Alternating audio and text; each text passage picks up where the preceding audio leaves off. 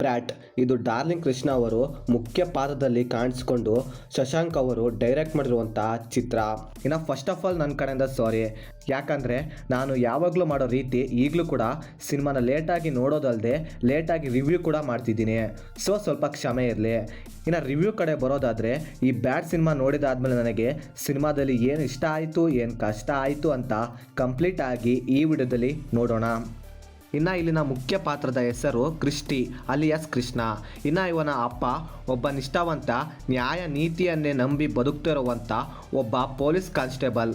ಆದರೆ ಕ್ರಿಸ್ಟಿಗೆ ಯಾಕೋ ಏನೋ ವಿದ್ಯೆನೇ ತಲೆಗೆ ಹೋಗೋದಿಲ್ಲ. ಇದರಿಂದ ಯಾವುದೇ ಜಾಬ್ ಇಲ್ಲದೆ ಫೈನಲ್ ಆಗಿ ಡೆಲಿವರಿ ಬಾಯ್ ಆಗಿ ಕೆಲಸ ಮಾಡ್ತಾ ಇರ್ತಾನೆ. ಹೀಗೆ ಅವನ ಲೈಫ್ನ ನಡೆಸುತ್ತಿರುವಾಗ ಒಂದು ಇನ್ಸಿಡೆಂಟ್ನಿಂದ ಅವನ ಮೈಂಡ್ ಸೆಟ್ ಚೇಂಜ್ ಆಗುತ್ತೆ. ಮುಂದೆ ಅವನು ಇಲ್ಲಿಂದ ಏನೆಲ್ಲ ಮಾಡ್ತಾನೆ, ಹಾಗೆ ಇದರಿಂದ ಅವನಿಗೆ ಮುಂದೆ ಏನೆಲ್ಲ ಆಗುತ್ತೆ ಅನ್ನೋದನ್ನು ನೀವು ಸಿನಿಮಾ ನೋಡೇ ತಿಳ್ಕೊಬೇಕು. ಪಾಸಿಟಿವ್ಸ್: ಪ್ರತಿ ಸಾರಿ ಒಂದು ಹೊಸ ರೀತಿ ಇರೋ ಕಥೆನೇ ಟ್ರೈ ಮಾಡಬೇಕು ಅಂತ ಏನಿಲ್ಲ. ಆಲ್ರೆಡಿ ಗೊತ್ತಿರೋ ಕಥೆನೇ ಸ್ವಲ್ಪ ಫ್ರೆಶ್ನೆಸ್ನ ಆ್ಯಡ್ ಮಾಡಿ ಎಂಗೇಜಿಂಗ್ ಆಗಿ ಪ್ರೆಸೆಂಟ್ ಮಾಡಿದ್ರೆ ಸಿನಿಮಾ ಡೆಫಿನೆಟ್ಲಿ ವರ್ಕ್ ಆಗುತ್ತೆ. ಇದರಲ್ಲೂ ಕೂಡ ಅದೇ ಆಗಿದ್ದು ಅಂತೀನಿ. ಇನ್ನು ಸಿನಿಮಾದ ಮೇನ್ ಸ್ಟೋರಿ ಈ ಎರಡು ಮೇನ್ ಕ್ಯಾರೆಕ್ಟರ್ಗಳ ಸುತ್ತ ರನ್ ಆಗುತ್ತೆ. ಒಂದು ಕ್ರಿಸ್ಟಿ, ಇನ್ನೊಂದು ದುಡ್ಡು. ಈ ಎರಡು ಪಾಯಿಂಟ್ನ ಇಟ್ಕೊಂಡು ಸಿನಿಮಾದಲ್ಲಿ ಹೋಲ್ ಸ್ಟೋರಿನ ತುಂಬ ಎಂಗೇಜಿಂಗ್ ಆಗಿ ಅಷ್ಟೇ ಎಂಟರ್ಟೈನಿಂಗ್ ಆಗಿ ಬರ್ಕೊಂಡಿದ್ದಾರೆ. ಸಿನಿಮಾದ ಫಸ್ಟ್ ಹಾಫಿಂದಲೇ ಸಿನಿಮಾದ ಮೇನ್ ಸ್ಟೋರಿ ಜೊತೆ ಸ್ಟಾರ್ಟ್ ಮಾಡ್ತಾರೆ. ಆದ್ದರಿಂದ ಸಿನಿಮಾ ಎಲ್ಲೂ ಕೂಡ ಡ್ರ್ಯಾಗ್ ಫೀಲ್ ಅನ್ಸೋದೇ ಇಲ್ಲ. ಅಂದರೆ ಅಷ್ಟು ಎಫೆಕ್ಟಿವ್ ಆಗಿ ಸೀಕ್ವೆನ್ಸ್ನ ಬರ್ಕೊಂಡಿದ್ದಾರೆ ಅಂತೀನಿ. ಆ್ಯಂಡ್ ಅದು ಸೆಕೆಂಡ್ ಹಾಫ್ನಲ್ಲಿ ಇನ್ನೂ ಬೆಟರ್ ಆಗಿ ಹೋಗುತ್ತೆ.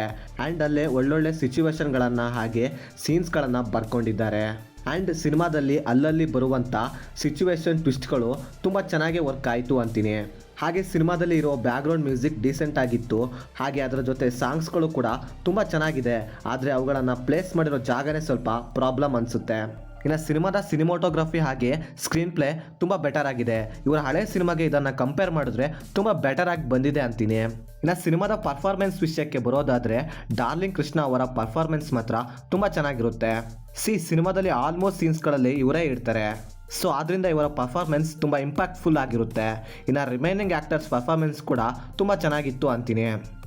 ಇನ್ನು ಸಿನಿಮಾದ ನೆಗೆಟಿವ್ಸ್ ಕಡೆ ಬರೋದಾದರೆ, ಸಿನಿಮಾದಲ್ಲಿ ನನಗೆ ಮೇಜರಾಗಿ ಏನು ನೆಗೆಟಿವ್ ಅನಿಸ್ಲಿಲ್ಲ. ಇನ್ನು ಸಿನಿಮಾದಲ್ಲಿ ಸಣ್ಣ ಪುಟ್ಟ ಮಿಸ್ಟೇಕ್ಗಳು ಇದ್ದರೂ ಕೂಡ ಸಿನಿಮಾ ನೋಡ್ತಿರುವಾಗ ಅದೇನು ದೊಡ್ಡ ಮ್ಯಾಟ್ರ್ ಆಗಲ್ಲ ಅಂತೀನಿ. ಇನ್ನು ಓವರಾಲ್ ಆಗಿ ಹೇಳೋದಾದರೆ, ಇದೊಂದು ಒಳ್ಳೆ ಸಿನಿಮಾ.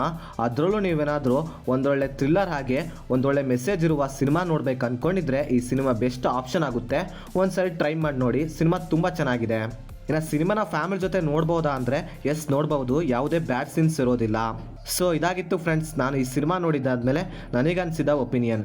ನೀವೇನಾದರೂ ಆಲ್ರೆಡಿ ಸಿನಿಮಾ ನೋಡಿದರೆ ನಿಮಗೇನಿಸ್ತು ಅಂತ ಕೆಳಗಡೆ ಕಮೆಂಟ್ ಮಾಡಿ ತಿಳಿಸಿ. ಹಾಗೆ ನೀವೇನಾದರೂ ನಮ್ಮ ಚಾನಲ್ಗೆ ಫಸ್ಟ್ ಟೈಮ್ ವಿಸಿಟ್ ಮಾಡಿದರೆ ನಮ್ಮ ಚಾನಲ್ಗೆ ಬರೋ ಕಂಟೆಂಟ್ ಏನಾದರೂ ಇಷ್ಟವಾಗಿದ್ದರೆ ಸಬ್ಸ್ಕ್ರೈಬ್ ಮಾಡಿ. ಹಾಗೆ ಪಕ್ಕದಲ್ಲಿರೋ ಬೆಲ್ ಬಟನ್ನ ಕ್ಲಿಕ್ ಮಾಡಿ. ಮತ್ತೆ ಬೇರೆ ವಿಡಿಯೋದೊಂದಿಗೆ ಆದಷ್ಟು ಬೇಗ ಸಿಗುವ. By friends.